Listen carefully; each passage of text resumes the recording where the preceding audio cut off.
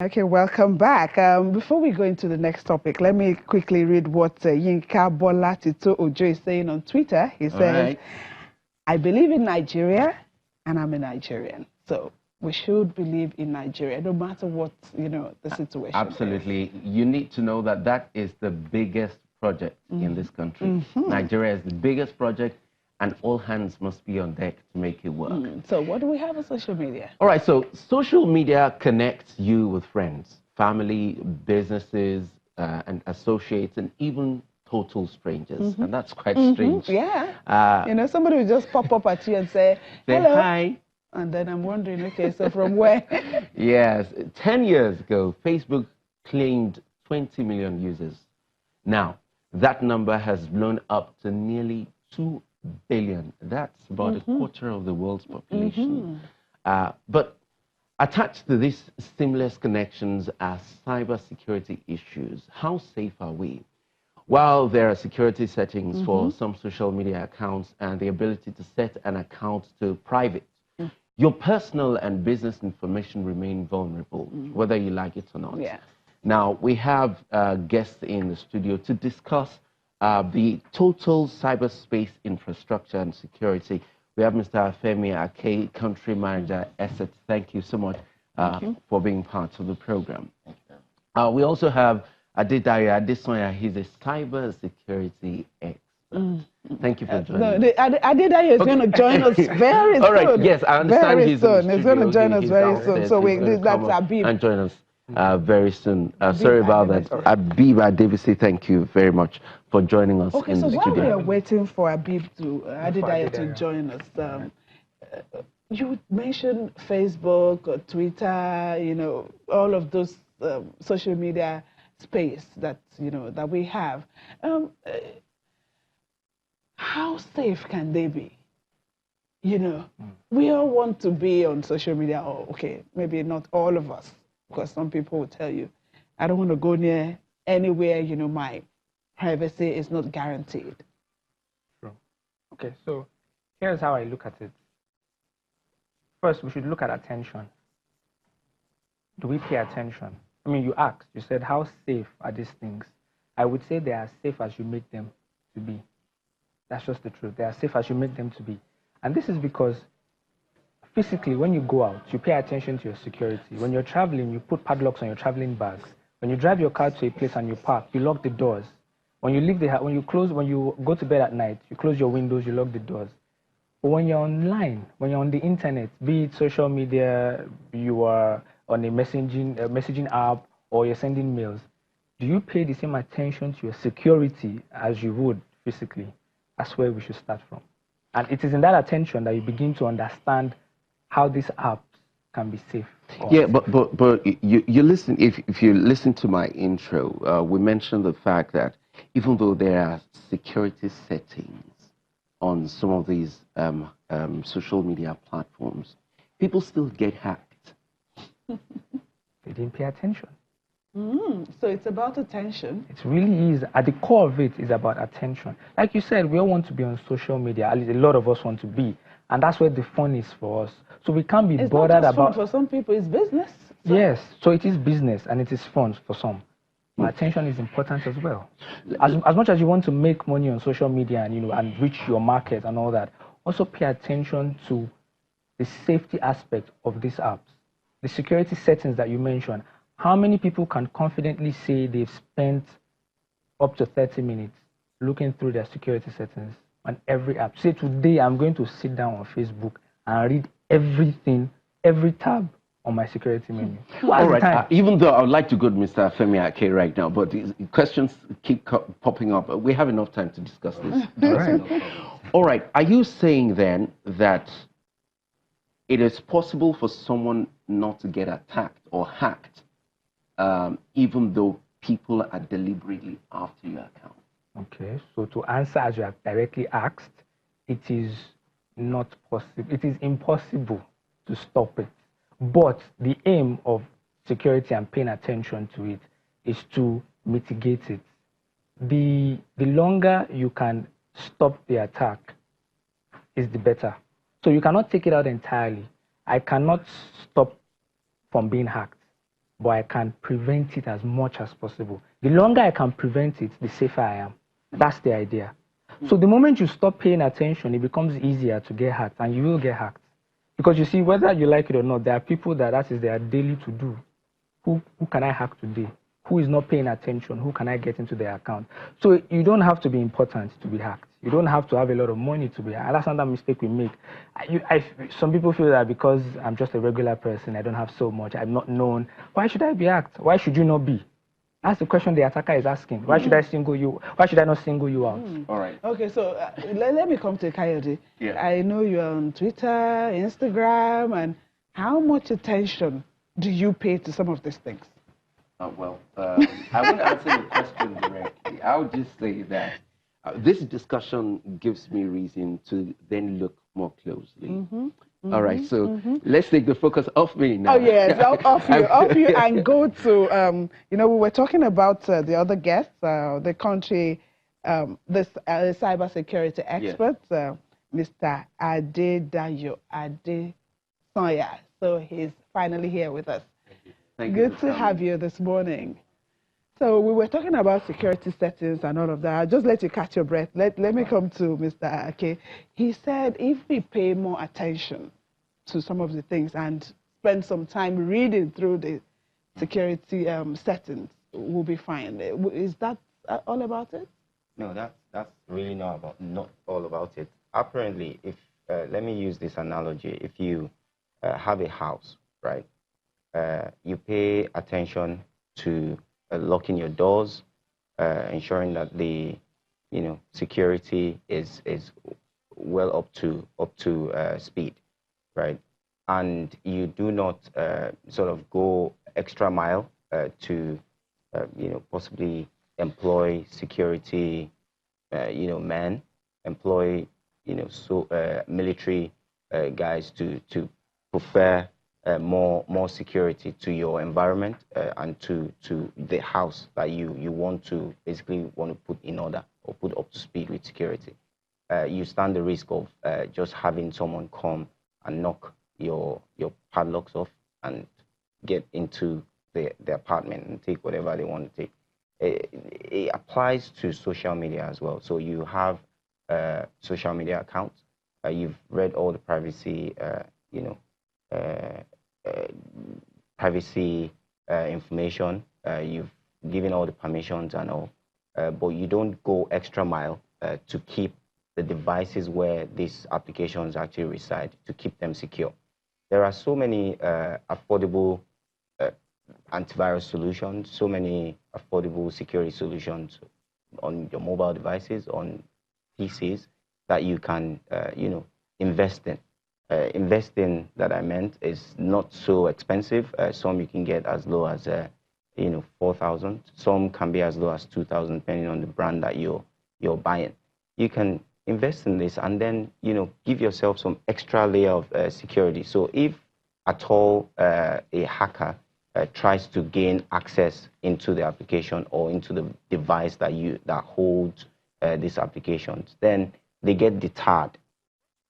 So that first level of security, by going further to secure these devices, is very, very important. A lot of Nigerians or in this region, we pay attention to adopting new things, like whatever new thing that comes on social media. We're so quick to grab and just adopt it. But the new one, you put your face or so. Yeah, the face shows application. how you are going to be in the next 30 years, 30 years and stuff. Yeah. So I mean, it takes me back to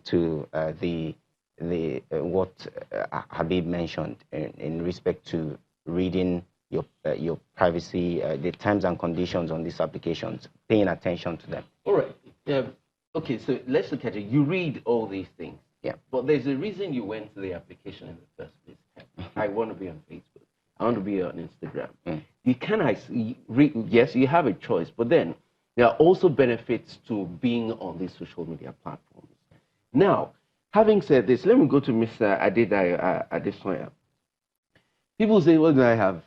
Why will somebody want to hack me? Why? What? My picture. I went to eat I put my foot there. True. What are hackers interested in people's personal accounts? What are they looking for that is so much of importance to them? What's their gain? So thank you very much for the question. So when we look at cybersecurity as a whole and even security of your devices, I look at it the same way I look at life. You know, yes, you can try to put as much security. If you have a very efficient gateman or a police officer guarding your house, and you say, I don't want to see anybody over the weekend, when your father comes, he will stop him. When your mother comes, he will stop her.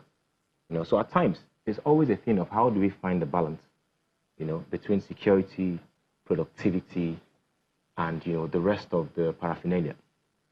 So as it were, what are the hackers interested in? You know, funny enough, what you have just told me, a friend of mine was saying the same thing about the Face app. Oh, I'm not popular. You know, if they use my face, maybe I'll become popular later. Wow. You know, what a way to think about it. What a wow. But you see, let's quickly talk about that, you know, facial technology for a second. So that facial technology had been around since 2017, and there's been a lot of ups and downs. But those guys have done a fantastic job through AI to make sure that, you know, they got to that level of productivity. The algorithm they use is called the neural network, where they pull up thousands, possibly millions of samples, and they look at, you know, the different features that will make you and I have that perception of somebody growing old or younger, right? And then make it available in just one touch of filter, right? Now, with that, they can do a lot with facial recognition technology. They can do a lot with, look, if I have all of your facial features and I'm able to tweak you to when you get old and when you were younger, no matter how older you get, at the end of the day, somehow with your own personal devices that you have used facial technology as the security to get in, then at some point I'm able to break through, right? For those of them that think that, oh, my details are nothing, now the highest crime we're seeing on the cyberspace worldwide is identity theft. So I can actually do something and use your details that you think is nothing. I use it to become a human being, a person, you know, entirely to commit that crime. So it's not even reached back to me. They pay lots of money to get real details of people's identities. So your identity alone is worth a lot of money. So there's no such thing as, oh, I'm not important. There's nothing in my email or whatnot. From your email alone, I can get your email address, your passwords, the details that you used in, you know, creating those emails, your mother's maiden name, the first school you went to, and the rest of them. Now, all of those security questions. And once I have all those things, I can easily call your bank and impersonate. Oh, my date of birth is so and so. Please, I forgot my account number. They will ask me, okay, what's your mother's maiden name? I have those details, and then they will give me the things I need to take over your account. You know, so there are lots and lots of things they can use your details for. It's not just the thing of, oh. Okay, so aside from this face thing that we've talked about, what are the other things that we can do that would make us vulnerable when it comes to, you know, cybersecurity? He mentioned earlier not paying so much attention to, perhaps you log on to a system and you don't bother to log out or something like that. So unfortunately, not all of us would be able to go through those terms and conditions all the time. You'll be surprised to find out that this is not the first time that such terms and conditions have been out there. What did they call them? Snapchat has something similar. Not so far from what we're talking about the Face app. But you see, people, they've done these apps in such a way that they are so comfortable, they're so productive, and, you know, you'd rather not read through those details. So to keep yourself safe, first things first, you know, try to spend some time to read those details. 1. 2, if those details are not comfortable for you, there will always be, you know, different options to that particular application that is putting more, you know, detailed security on your personal information. there are lots of apps that we have on our phones right now that if they want to spy at us, they will. Now, regardless of the, the details you are reading, it's now a thing of the integrity of the company that you're actually supplying your data to. We're all using Google Maps on our phones. If Google decides, or if they have a disgruntled staff tomorrow, they can track everybody up until about 1 meter accuracy.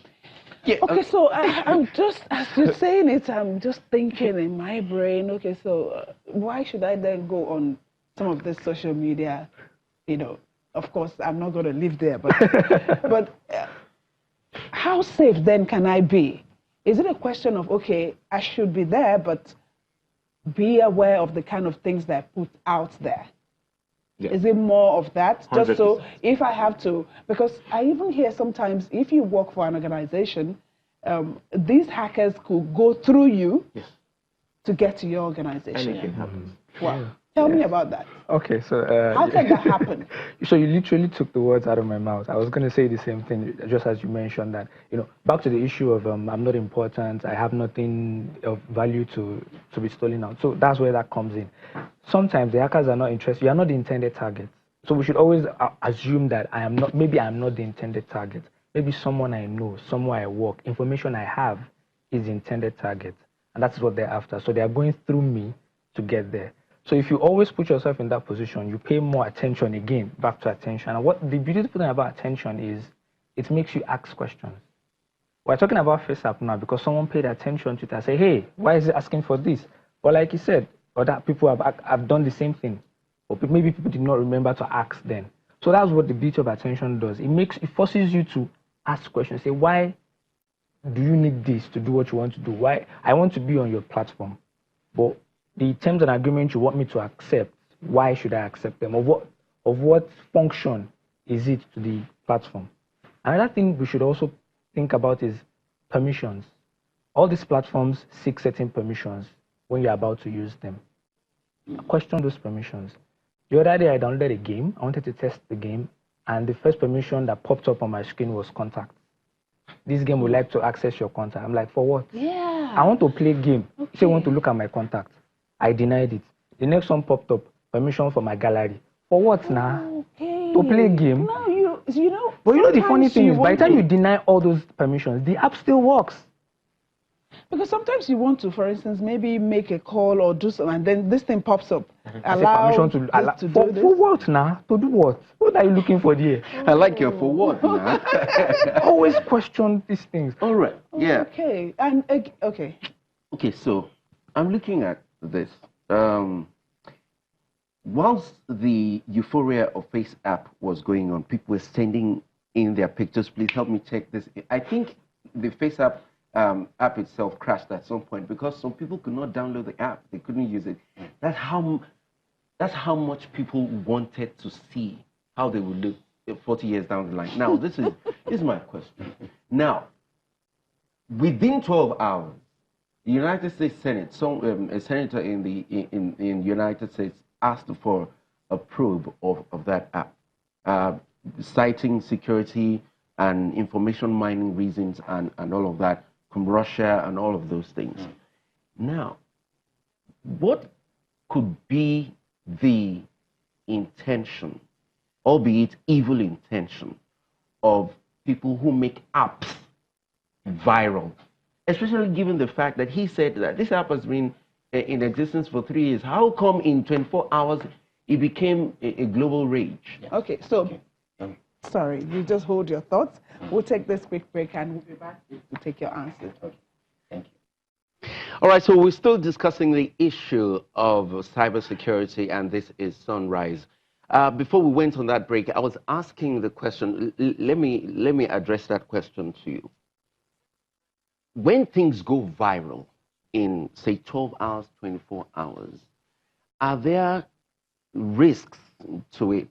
Why do you think app owners, third-party app owners, make things viral all of a sudden? And should we be careful? And then, why do they do these things? So, number one, what are the factors that can make an app go viral? How much satisfaction are people getting from the app, right? Which is the whole idea of gamification. right? You are getting some sort of satisfaction from, what do they call it? What's this? This okay, so you can thing just... that releases in your brain whenever you're playing games. Yeah, dopamine. Okay. Right. It depends on the amount of dopamine that you get when you're using that app. So you really want to share it with your close people and likes, But particularly in the case of this Face app, they've been in existence since 2017, right? But, it was more prominent in the European side, right? So because of the neural networking algorithm that they're using, they had more of the European features available in the app. So it was termed as a racist app because when a black person uses it, it's giving you European features, right? So they went back to drawing boards, and I'm sure that they've paid some money within the celebrity system of the US, because it doesn't make sense that all the celebrities just posted it within the same 24 hours. So those celebrities posting their old pictures got it to the top of the chart. So that's exactly what happened. Let me come to Femi. Some of us, when we travel, and so we are waiting for we are in transit, waiting for our next flight. And you just say, okay, let me connect to people at home, and then, okay, there's Wi-Fi. And you go on, and then, is that safe enough? Well, I would say that it's not advisable to jump on any public Wi-Fi that you see available to use, because Wi-Fi sometimes could have some negative intent behind it, right? So you can have an open Wi-Fi from a hacker who wants to collect information from the device that you're using to connect to it. So I do not advise anyone to jump on any public Wi-Fi. If you have to subscribe to a mobile data, it's advisable to do so. But if you don't have any choice than to connect to the Wi-Fi, just be attentive to how your phone behaves in terms of what you also click, the permissions that you give the Wi-Fi to have access to on your mobile phone as well.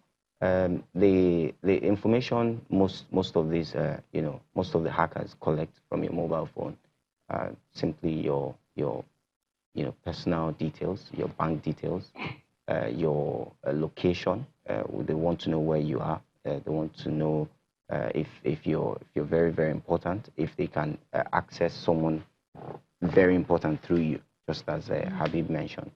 Also, we were discussing during the break about the Wi-Fi. I mean, about the government basically providing this Wi-Fi internationally to also secure their terrain.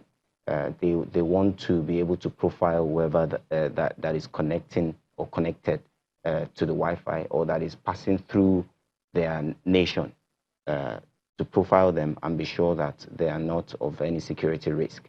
So sometimes it's not 100% bad intent. They sometimes, most times, have a good intentions behind it, or good intentions behind it. Oh, along the way, those who have good intentions, exactly. The bad ones, that's basically life. Okay. That's the internet. I'm really. sure maybe you have received these emails supposedly from your bank with the bank logo. Yes, with everything, your email, and they were asking you, put some dash, and say you should fill in the gap. Sure. How fast should we run away from such email? Well, those kind of emails are called phishing mails, and the idea is to try to convince you, deceive you into revealing information that ordinarily shouldn't be revealed. Because some people have clicked on some of these things, and you clicked on their accounts. Yes. And you receive alerts, and things have gone wrong. Yes. And so let me, should I say, shock you, or let me surprise you to say that, and it will continue to happen. Statistically, phishing is still like 90% of all the attacks that happen, and it happens in big places. So it's not just on the ground level. Even top executives fall for these things. And permit me to go back to what I said. It's about paying attention. If you're attentive enough, you would understand that your real bank would not ask you of certain things. They should not. They cannot. They will not. So when these mails come in, it's on you to confirm. Will my bank ask me for this? If yes, why? If you can answer those two questions comfortably, then go ahead. But if you are not convinced, then don't. And most importantly, if you have now identified that it's a spam mail, please do not respond. That's another funny thing people do. You're trying to show I'm smarter than you, I'm superior. You then tell them you throw abusive words, you reply. What you're simply doing is that you're letting the person know that I'm active. This email address is real. Because you see, these attackers, they don't have so much time to spend on one target. They are simultaneously attacking tens of thousands of people at the same time. So when you reply, you're letting them know that I'm available for more attacks. You got me. You've got me. You can send more. All right, let's go to social media. People are talking to us on Twitter. Someone said, Abiodun Adebisi actually said, data colonization is the next big thing worldwide. Yeah. And if governments are not owning it, some other entities will do. That's how they hacked a particular ambassador and all of that. Now, so it means that there is international diplomacy offline, and there is international diplomacy online. Yes. Where is Nigeria in all of this? So, first, let me say that before touching that question, very simple things as your boarding pass that you throw away, you have given your whole life to somebody. Because you see that barcode on the boarding pass, if scanned, all of the details that you have supplied to the airline can be retrieved. Your name, your email address, everything, even your bank card details, if you have paid for the tickets with a bank card, So where is Nigeria in all of this? So just shred it. Shred it. As soon as you're done with it, shred it. Shred there it. are times I don't have time to shred. Even old bank cards. I stash them and keep them somewhere. And whenever I have that time, I make sure I shred them. But where is Nigeria in all of this space? How much are we even investing in our IT industry? Sure. Not just the industry, the education of IT generally, for everybody to understand that this is the basic thing that we need to know.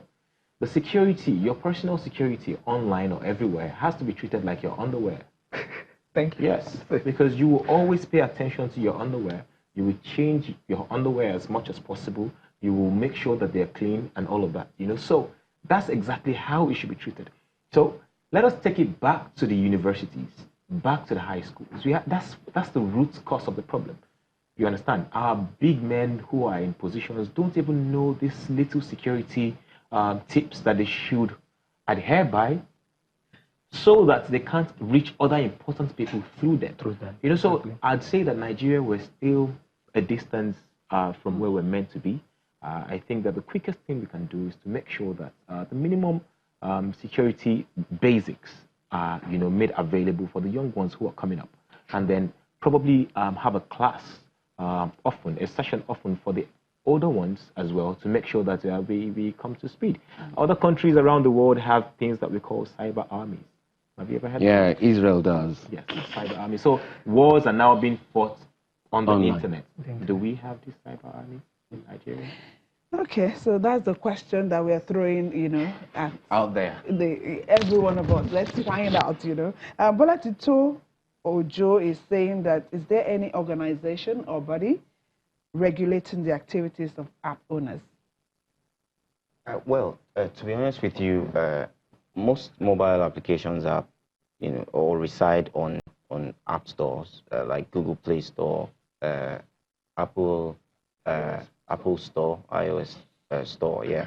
So it is the responsibility of these keepers to ensure that the apps are verified, and then the policies within this application or permissions are also not against the set policies of the application the app store owners. I would go back to FaceApp. We were discussing this application earlier on. We have not really paid attention, or people have not really paid attention to the policy or terms and conditions around this application. The reason why possibly America or the Senate in the United States would raise debate on it, because Facebook has been, Instagram, Snapchat has been for years, and there hasn't been any alarm raised in respect to the risks around, using these applications. But FaceApp, for example, if you read, there's a line in the policy or terms and conditions of using the application where it says that the application has an irrevocable, some sort of, royalty, that irrevocable royalty or non-exclusive royalty to keep your details or to keep your personal details forever, and it can be used for an existing or about to exist, entity for marketing or for any thing they want to use it for. That's to tell you that they have, once you subscribe to the application and you allow those permissions, they have the right to use your data the way they want to use it, right? So it is very, very important for us to pay attention and to also be careful on how we adopt these things. It is also important for us to have very good and reliable security, applications like, the antiviruses, the anti-phishing tools that you can at least use to deter whatever application or whoever is going to hack your device to get information. Excuse me, these guys also then have access to your data. So again, essentially, it means that do or don't, once you're there, people are going to have access to your data. If I quickly talk about the regulations that was mentioned now, because I know that in our firm, we put out a couple of applications, and we know the process that it takes to put those applications on those stores. So they check the details and the functionality and the data that you're picking up from your app. I know that Play Store does that. I know that Apple does that. But what they don't do, because I know that when we put up our terms and conditions, they didn't check it to say that this is not allowed. Yeah. So our terms and conditions just went just like that. So that's the reason why things like this are happening. I'm sure this will be a wake-up call for them, and they will put more attention on those things. Okay, so let's maybe just highlight some of those things that we shouldn't do online. Right. Just so, okay, somebody's watching now, you can say, okay, I heard this the other day. What are those things that we should not do online? So first, when you're putting your location online, let it be a very, very temporary place that you're at. Don't never put your permanent location online. That's one. Two, if you can use the privacy policies, if your page is for personal use, keep your page private so that you can make sure that it's only for family and friends that can see whatever it is that you're doing. Number three, there are ways that you can, tweak your Google Map apps on your phone, because right now, if you use Google Maps, somehow it can track you anywhere that you're going to. Yeah. That's not the bad part. The crazy part of it is it can plot a graph over the years, places you have been to, and all of those things. How long you've spent, how long you spent there, and all those things. So I think that you should also speak to security experts as much as possible. Bring in security experts to your firm.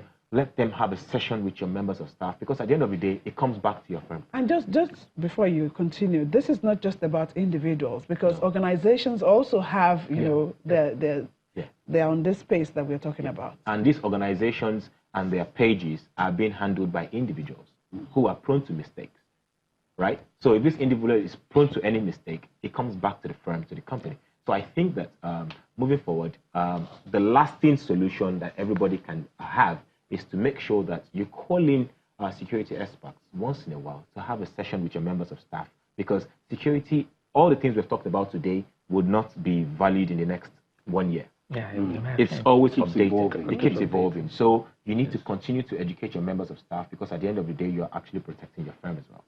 You want to add something? Yes, I would like to go on the more individual side of things. So I would say, first off, let's all begin to change our mindset. Begin to see yourself as, okay, so let me start this way.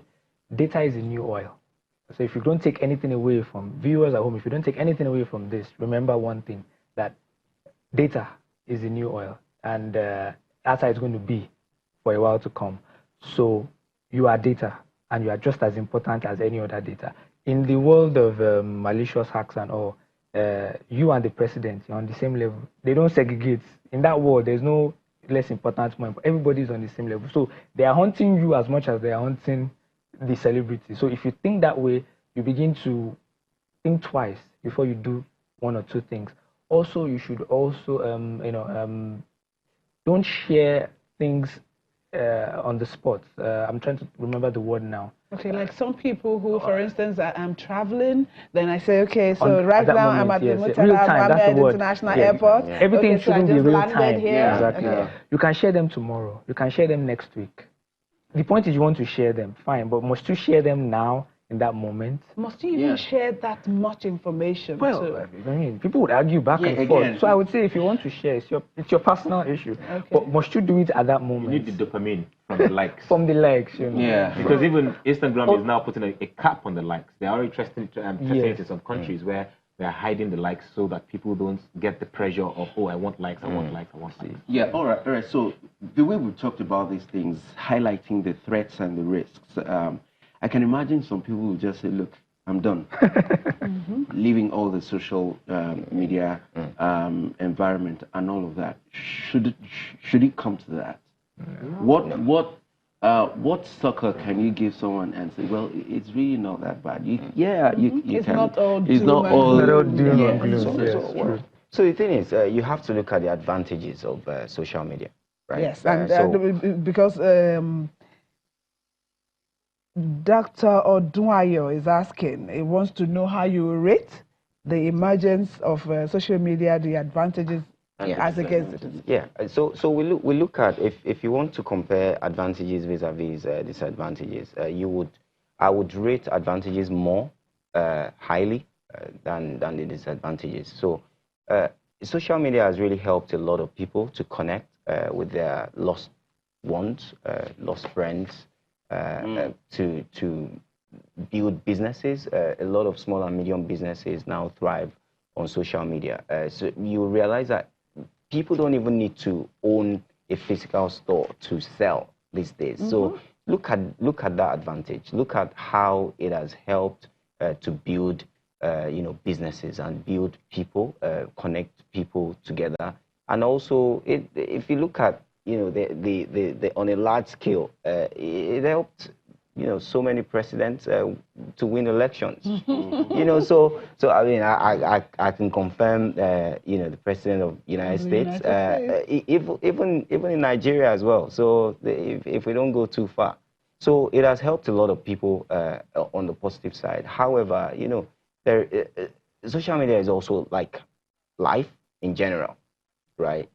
It gives you the good and bad, right? So it is how you want to use it that determines how good it is. So if you want to use it the bad way, you can, but you will be caught. Just have it at the back of your mind that you will be caught.